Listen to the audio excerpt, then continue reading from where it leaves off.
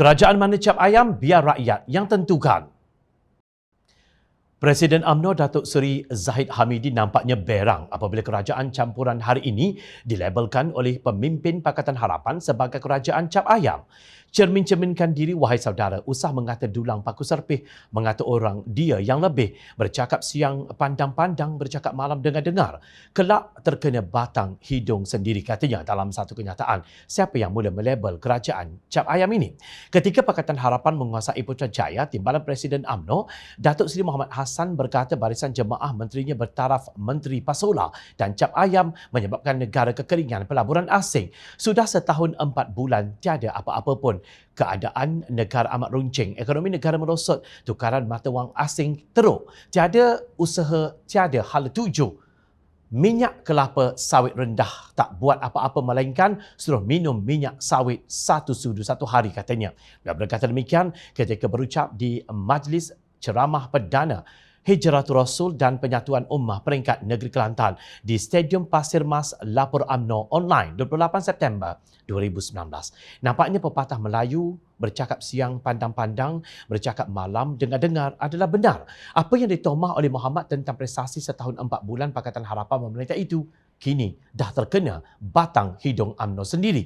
Jom kita periksa fakta. Sejak menjatuhkan kerajaan pilihan rakyat pada pilihan raya umum 2018 menerusi langkah Sheraton pada 23 Februari 2020 sehinggalah ke hari ini, sudah lebih 2 tahun tiada apa kelebihan yang dinikmati rakyat Malaysia. Ekonomi negara terus merosot dan tukaran mata wang semakin teruk. Bukan pemimpin Pakatan Harapan saja yang mengata, naib Presiden UMNO sendiri yang mengakuinya. Datuk Seri Muhammad Khalid Nordin dalam satu hantaran di Facebook pada Selasa berkata bahawa negara kebelakangan ini berhadapan dengan pelbagai cabaran. Ekonominya menunjukkan pemulihan yang sangat perlahan. Pelaburan asing hanya sekadar iltizam di atas kertas. Krisis makanan adalah realiti yang nyata. Sistem imigrasi terus bermasalah. Kesesakan lalu lintas membarah, apalagi bila sistem rel semuanya semakin usang dan menua. Penafian bukan lagi pilihan kepada kerajaan. Beliau juga mempertikai keupayaan Menteri Kerajaan Campuran Perikatan Nasional, Barisan Nasional. Masakan menteri dan kementerian berkaitan tidak boleh merancang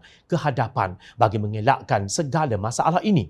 Ayam, ikan, daging, sayur-sayuran dan minyak masak menjadi mahal, tetapi yang lebih membimbangkan ialah bekalan makanan tidak mencukupi. Malaysia negara membangun paling berjaya, tetapi masakan rakyat Malaysia dalam kurun ke-21 kekurangan makanan, apalagi sumber protein tempelaknya. Nilai ringgit sebenarnya jauh lebih tinggi ketika Pakatan Harapan masih menguasai Putrajaya, iaitu purata RM4.14 bagi setiap dolar Amerika. Kini nilainya RM4.39 bagi setiap dolar. Kalau tidak tahu mana angka yang lebih besar antara RM4.14 dengan RM4.39, maka kalau bukan pemimpin cap ayam, apakah label yang lebih sesuai? Kata Presiden UMNO senada dan seiringan membentuk kerajaan 22 bulan selepas menang pilihan raya umum ke-14 hasil fitnah dan pembohongan. Sekali lagi, jom channel rujuk kepada fakta. Bekas Menteri Keuangan kedua Kerajaan UMNO Barisan Nasional Datuk Seri Ahmad Husni Hanazlah memberitahu Mahkamah kemarin bahawa beliau diminta oleh Datuk Seri Najib Razak supaya tidak campur tangan mengenai perancangan pelaburan One Malaysia Development Berhad, One MDB, dalam syarikat perkhidmatan dan pengeluaran minyak petrol Saudi International Limited. Ahmad Husni berkata demikian sebagai saksi ke-20 kes Najib yang menghadapi 4 pertuduhan menggunakan kedudukannya untuk mendapatkan rasuah berjumlah 2.28 bilion ringgit dana One MDB dan 21 pertuduhan pengubahan wang haram membabitkan jumlah yang sama. Beliau konsisten dalam kenyataannya seperti ketika menjadi saksi ke-56 pendakwaan Najib yang berdepan 3 pertuduhan pecah amanah, 1 pertuduhan salah guna kuasa dan 3 pertuduhan pengubahan wang haram yang membabitkan dana SRC International Sdn Berhad berjumlah 42 juta ringgit. Najib kemudiannya dihukum penjara 12 tahun dan denda 210 juta ringgit oleh Hakim Mahkamah Tinggi Datuk Muhammad Nazlan Muhammad Ghazali atas 3 pertuduhan pecah amanah, 3 pengubahan wang haram dan 1 penyalahgunaan kedudukan pada 28 Julai 2020 berhubung 42 juta ringgit dana milik SRC.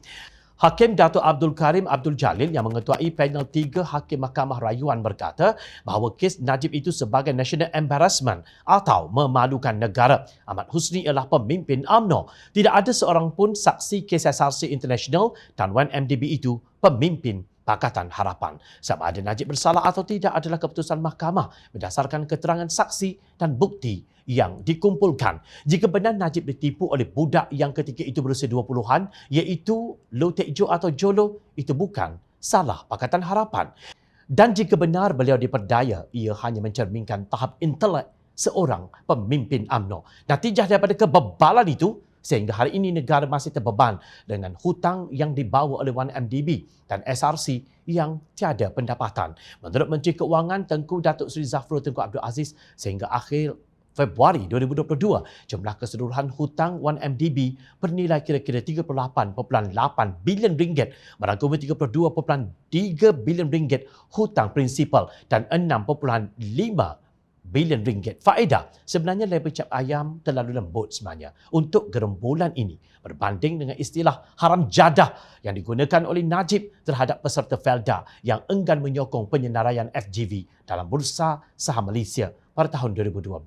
Pada 8 Jun 2022, jam 10.37, nilai saham FGV hanya RM1.68 berbanding RM4.45 sesaham masa pelancarannya.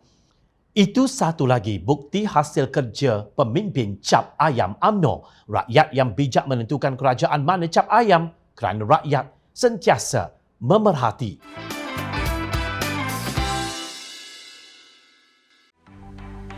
Mencari maklumat dan berita politik yang bebas, kupasan yang tepat, panas. Dapatkannya secara eksklusif hanya di Jom Channel.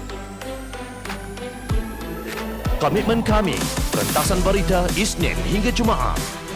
Berbicara dan isu semasa, kami garapkan secara langsung. Panel-panel berkaliber dan profesional. Interaktif, pandangan anda kami raikan. Jangan lupa bersama kami di setiap hujung minggu dalam edisi khas mingguan. Jom Channel, moving forward, sharing a new experience.